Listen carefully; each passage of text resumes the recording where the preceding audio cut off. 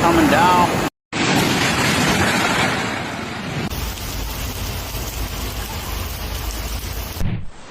Little after 8 on Sunday.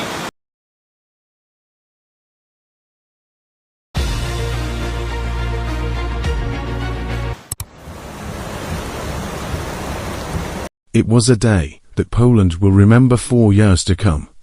The skies opened without mercy, unleashing the heaviest rainfall of the year, the kind that meteorologists had warned could overwhelm the city. Within hours, roads and narrow streets were transformed into dangerous torrents of muddy water.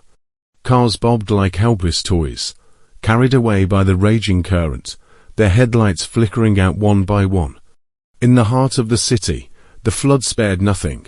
Over 20 residential buildings were severely damaged, along with several government offices, and even a major news broadcasting center.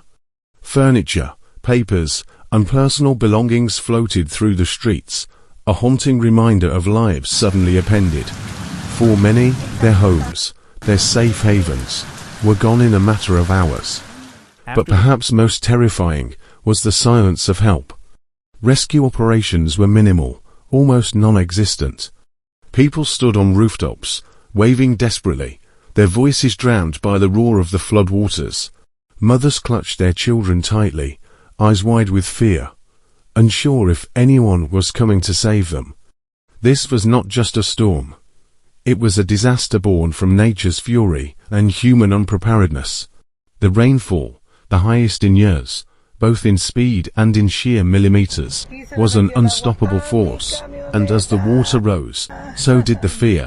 For those trapped in that day's chaos, the memory will remain of a flood that came swiftly, destroyed mercilessly, and left a city in silence.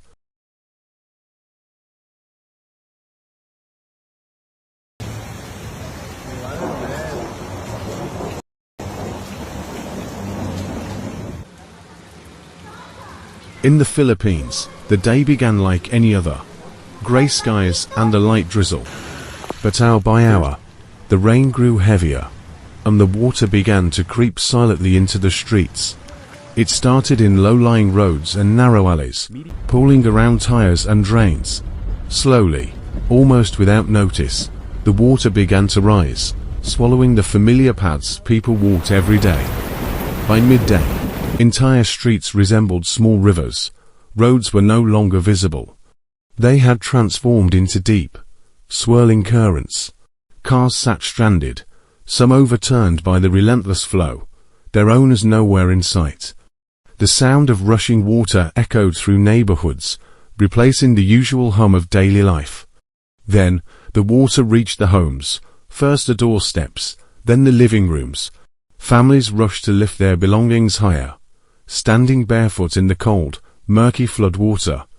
Furniture floated, photographs and memories drifted away, and the smell of damp wood and sewage filled the air.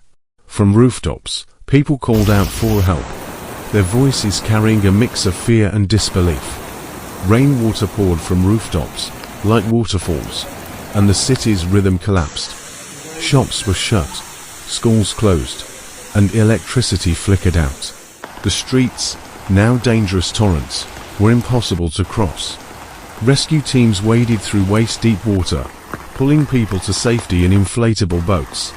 Every rescue was a race against time, as the water continued to climb. For many, this flood was not just about water.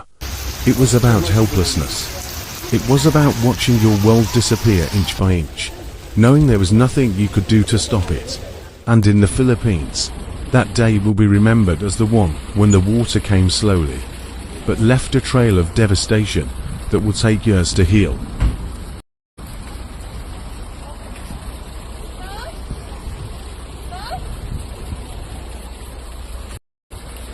Fajnie w tym mieście, tak Nie zasłuchaj.